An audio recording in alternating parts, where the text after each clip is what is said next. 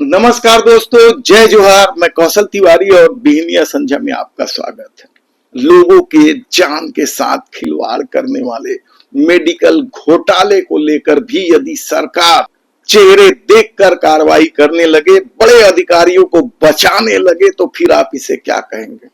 Medical उपकरण खरीदी घोटाले में ईओडब्ल्यू ने जब कल चालान पेश किया तो पूरे प्रदेश में यही चर्चा रही कि भ्रष्टाचारियों को सरकार क्यों बचा रही है, कैसे बचा रही है, किस लिए बचा रही है, क्या सेटिंग हो गई है, क्या उनसे पैसे वसूले जा चुके हैं। ये बड़ा सवाल उस पूरा चालान के बाद उठने लगा है और पूरी साय सरकार घेरे में है, कहा जाए तो गलत नहीं होगा। यानी सोचिए कि स्वास्थ्य सेवा छत्तीसगढ़ में बदहाली की कगार पर है और इस पर घपले घोटाले करने वालों पर ठीक से कार्रवाई ना हो तो आप सोच सकते हैं कि सत्ता कैसे चल रही और क्या खेल खेल रही। छत्तीसगढ़ मेडिकल सर्विस कॉर्पोरेशन द्वारा मेडिकल उपकरणों के रीएजेंट्स एवं कंज्यूमेबल्स के लिए डायसिस कंपनी से निश्चित एमआरपी दर से अधिक की खरीदी मामले में 4 आरोपी Abhishek Kaushal, director Records and Medical System Private Limited Panchkula, Rakesh Jain proprietor Shri Sharda Industries Raipur, Prince Jain Shashank Chopra का जीजा liaisoner Records and Medical System Private Limited और कुंजल शर्मा डायसिस इंडिया प्राइवेट लिमिटेड नई मुंबई के मार्केटिंग हेड के खिलाफ विशेष न्यायालय में पूरक चालान पेश किया। अब तक इस पूरे घोटाले में 10 आरोपियों के विरुद्ध चालान प्रस्तुत किया जा चुका है। ईओडब्ल्यू अधिकृत बयान जारी करता है कि राज्य की आम जनता को निःशुल्क डायग्नोस्टिक जांच उपलब्ध कराने हेतु जिला अस्पतालों, एफआरयू, सीएससी, प्राथमिक स्वास्थ्य केंद्रों एवं उप स्वास्थ्य केंद्रों में हमल लैब योजना अंतर्गत क्रय किए जाने वाले मेडिकल उपकरण एवं रीएजेंट की निविदा प्रक्रिया में पूल टेंडरिंग के माध्यम से मोक्षित कॉर्पोरेशन द्वारा निविदा प्राप्त की गई थी।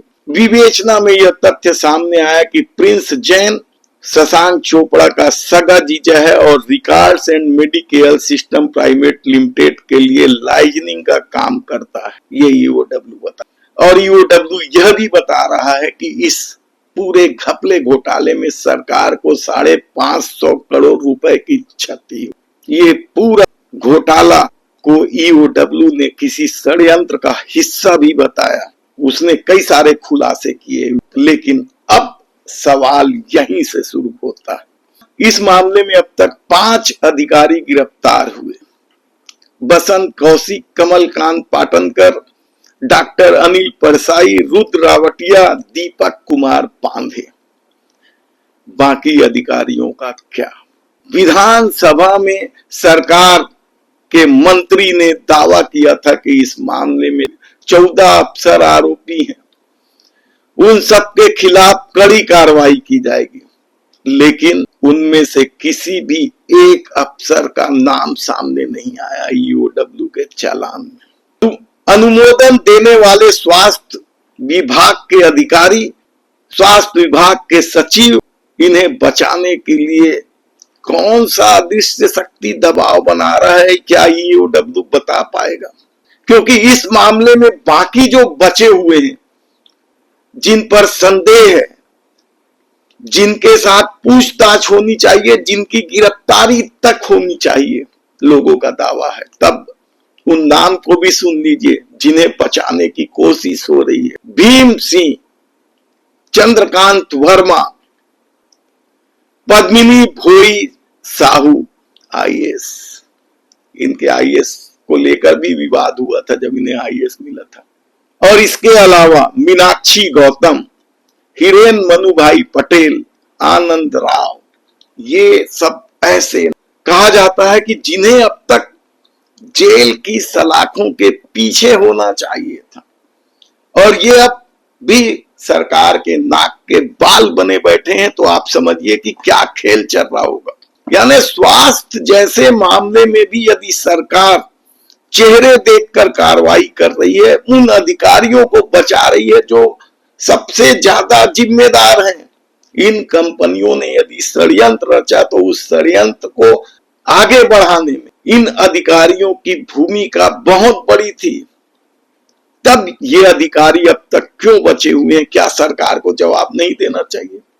हमारा तो आपसे आग्रह है कि इस वीडियो को इतना वायरल कीजिए कि छत्तीसगढ़ ही नहीं, दिल्ली में बैठी सरकार के नाक में भी दम आ जाए और ऐसे अधिकारियों के खिलाफ अच्छे से जांच होकर कार्रवाई हो।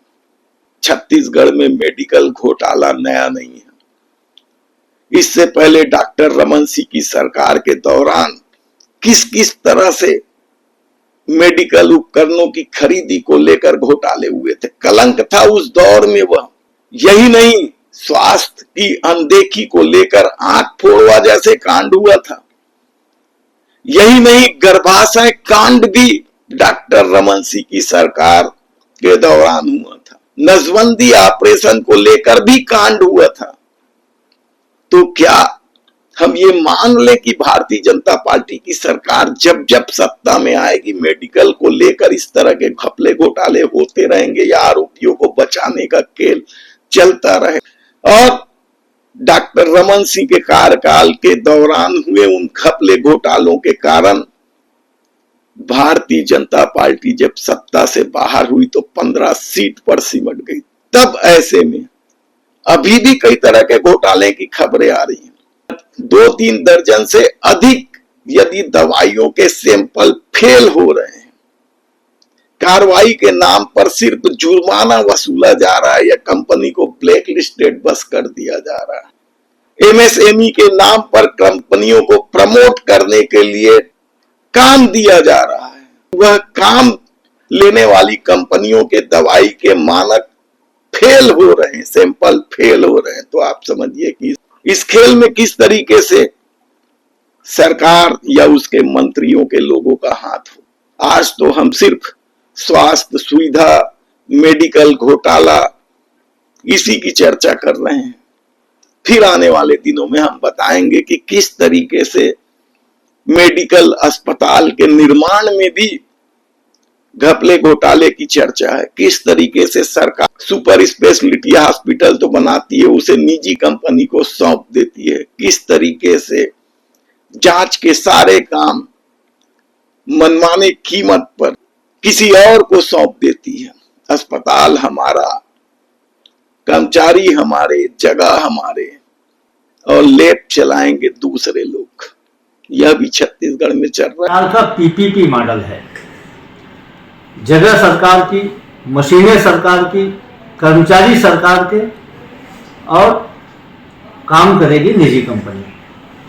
मतलब जब सारे संसाधन सरकार के हैं और जो उसमें चेकिंग होगा, जो उसमें फीस लगने वाली, उसका भुगतान भी सरकार करेगी। तो इस काम को सरकार खुद नहीं क्यों नहीं करती है?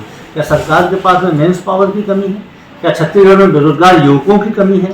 क्या छत्तीसगढ़ में प्रशिक्षित पैथोलॉजी वर्कर्स की कमी है? सरकार ऐसा क्यों करने जा रही है? दरअसल ये भ्रष्टाचार करने की नीयत से, अपने लोगों को उपकृत करने के उद्देश्य से यह काम दिया जा रहा है। इस पर भी हमारी टीम लगी हुई, विस्तार से हम आपको बताएंगे एक एक खबर। लेकिन आज तो हम बात कर रहे हैं उस सीजीएमएससी घोटाले की, जिसमें सरकार या ईओडब्ल्यू बड़े बड़े दावा करती है, लेकिन उन अधिकारियों पर जिनका नाम विधानसभा में गूंजा था, उनके खिलाफ कार्रवाई करने से हाथ पैर फूल जाते हैं। एक बार फिर उन अधिकारियों का नाम सुन लीजिए। भीम सिंह, चंद्रकांत वर्मा, पद्मिनी बोई साहू, मीनाक्षी गौतम, हिरेन मनुभाई पटेल, आनंद राव। ये नाम है जिन्हें बचाने की कोशिश होने की चर्चा है। ईओडब्ल्यू के चालान पेश हो जाने के बाद तो यह चर्चा चौक चौराहे पर पहुंच गई। यदि आपने हमारे चैनल को सब्सक्राइब नहीं किया है तो प्लीज सब्सक्राइब कर लीजिए, बेल आइकन का बटन दबा दीजिए। हम मेडिकल स्वास्थ्य सुविधा से जुड़े तमाम तरह की खबरों के अपडेट आपको देते रहेंगे। धन्यवाद।